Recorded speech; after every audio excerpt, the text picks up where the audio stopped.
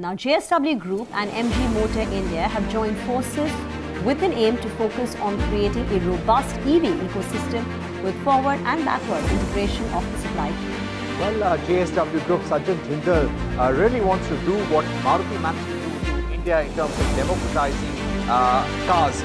So they want to really disrupt the automobile industry. They're looking at an investment of around $10 billion in the next 10 years. And this is in the entire EV ecosystem in India, from making plug-in hybrid vehicles, designing electric vehicles here in India, having the R&D, localizing them, and also getting into electric trucks and electric buses. First of all, EV is growing, and I shouldn't say this, but let me put it, with the war happening, fuel price, petrol is going, oil prices are going up, skyrocketing, and definitely one will start thinking, why not go for EV and use solar and charge the batteries. So EV, I think, will be a boom in the coming years, definitely. With so many launches lined up for 2026, by the end of the year, where would you see the market share would land? Market share will definitely grow by 2030. I think there are a lot of present expectations are there, but I tell you, it has always crossed the expectations. Wall Street just turned its eyes towards India's electric roads. KKR, one of the most powerful private equity firms on the planet, is in talks to write a check of up to $400 million into an Indian electric vehicle company. An Indian company? Yes, but one born from a joint venture with China and now being restructured in real time as a geopolitical fault lines shift. This isn't just a deal story. This is a story about how war, capital, nationalism, and clean energy are colliding at the heart of global capitalism. Hi, this is Indranil and welcome to the Spotlight Media and Technology.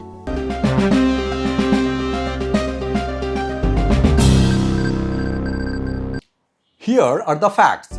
KKR, the US headquartered global private equity group with over $600 billion in assets under management, is in active discussions with shareholders of JSW MG Motor India to invest up to $400 million. The deal, according to people with direct knowledge, is a combination of two moves: a primary equity infusion to fund the company's growth agenda, and a secondary share purchase from SAIC Motor, the Chinese state-backed automaker that currently holds a minority stake in the joint venture. The company is seeking a valuation of $3 billion, roughly 28,380 crore, which would represent a 100% jump from the valuation at which this joint venture was formed just 2 years ago. If this deal closes, it would be the first round of external equity fundraising JSW MG Motor India has seen since the Sajjan Jindal-led JSW Group forged its original $1.5 billion joint venture with SAIC in 2023. Let's put the company's position in context. JSW MG Motor India closed financial year 26 as India's second largest electric passenger vehicle maker by volume, selling 53,089 EV units, a 73% jump in EV volumes year on year. The company crossed $1 billion in total sales in financial year 25. Its Halol plant in Gujarat currently runs at 120,000 units annual capacity, with a 3,700 crore expansion plan to scale to 3 lakh units in phases, plus a planned greenfield second facility in the same state. The MG Windsor EV became one of the India's best-selling electric cars. By financial year 23, the company is targeting new energy vehicles, both EVs and hybrids, to account for 2/3 of its total passenger vehicle sales. But losses are still widening. Net losses reached 1,096 crore in financial year 25, driven by expansion and electrification cost.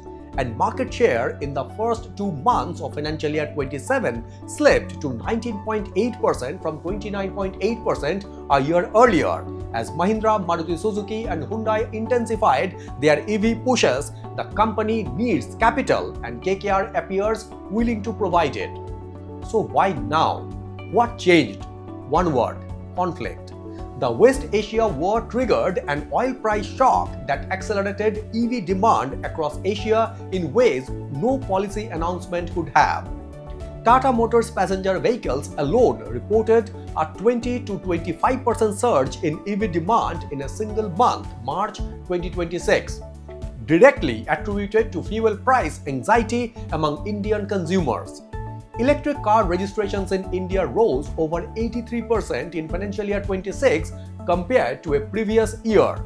India's EV share of the passenger car market hit a record 6.6% in May, with 26,682 units sold in that month alone, nearly double the February figure.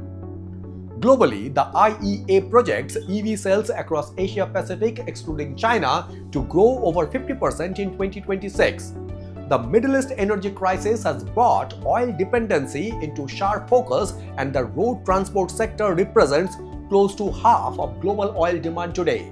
Capital is following that structural shift. This is the macro trigger KKR is responding to. This is patient capitalism chasing a structural tailwind. Now let's apply the Spotlight Media and Technologies lens, because deals at this intersection of private equity, geopolitics, and clean energy carry a governance story that goes far beyond the balance sheet. On the positive signal side, this deal carries significant ESG and governance weight.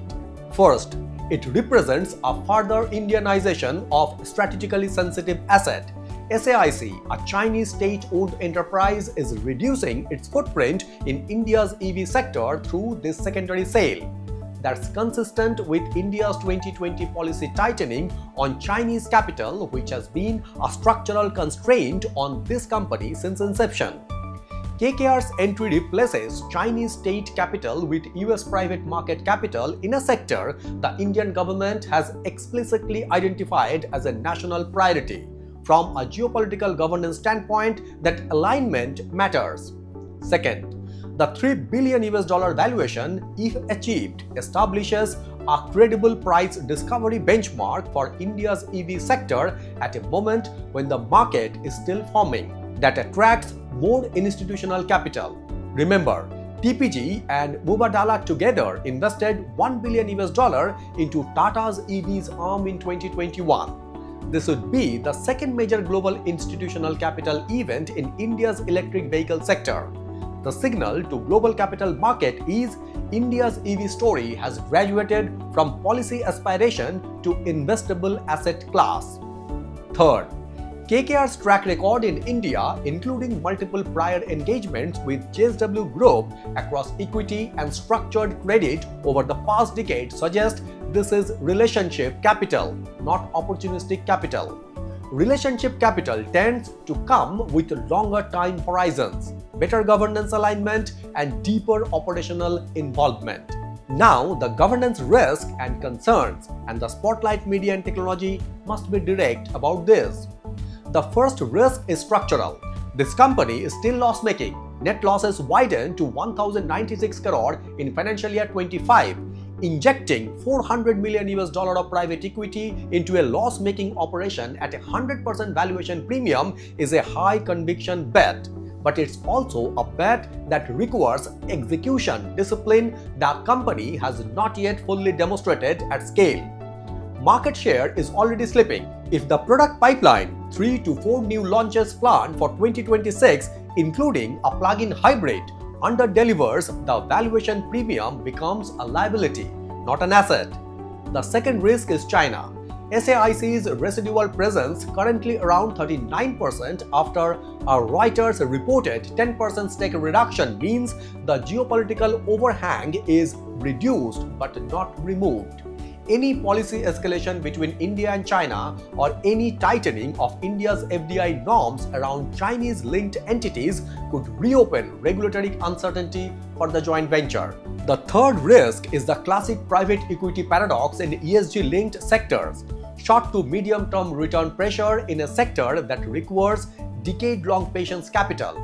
Infrastructure, localization to 70%, greenfield facility construction. These are multi-year commitments that don't always align with PE return cycles.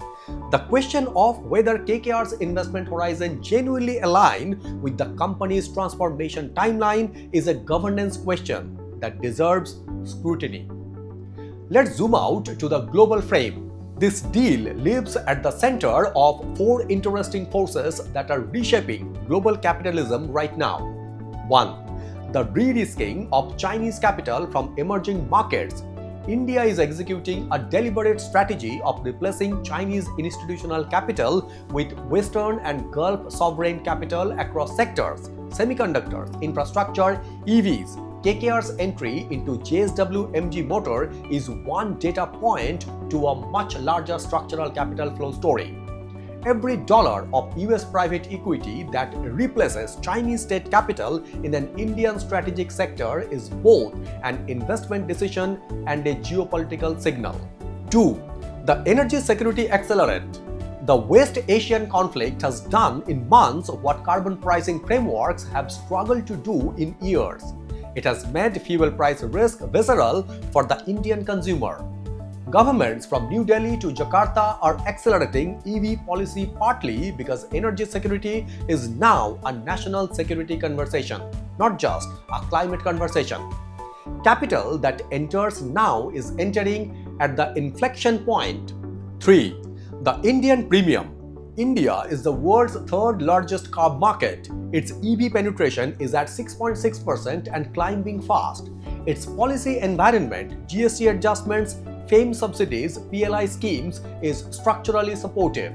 For global PE, India is one of the few markets where demographic tailwinds, policy alignment, and emerging market growth premium converge simultaneously. A $400 million deployment here is not charity capital, it is calculated capitalism. And fourth, the capitalism critic. And here is where the spotlight media and technology must ask the harder question. 100% valuation premium on a loss-making company, funded by one of the world's largest PE houses, in a sector being turbocharged by a geopolitical crisis. Is this patient capital serving long-term economic transformation, or is it return-optimized capital that will demand profitability timelines inconsistent with building India's EV infrastructure at scale? The answer to the question will define whether this deal is remembered as a genuine industry turning point or as another example of financial capital extracting value from a policy-driven tailwind. Our read. The signal is strongly positive for India's EV ecosystem, moderately positive for global clean capital flows, and cautiously watched on governance alignment between PE return horizons and the long-term industrial commitments this sector requires. KKR's $400 million discussion around JSW MG Motor India is, at its core, a story about where the world is going away from oil dependency, away from Chinese capital dominance in emerging markets, and toward a new architecture of industrial capitalism where ESG, geopolitics, and private equity are no longer separate conversations. At the Spotlight Media and Technology, we believe the most important stories are the ones hiding inside the deal announcements. This is one of them. If this kind of intelligence matters to you, subscribe the Spotlight Beyond Profession, share this with someone who needs to understand what's really driving global capital right now, and drop a comment. Do you think private equity and long-term ESG transformation can genuinely coexist, or is there always a tension? Thank you very much for watching and signing it off.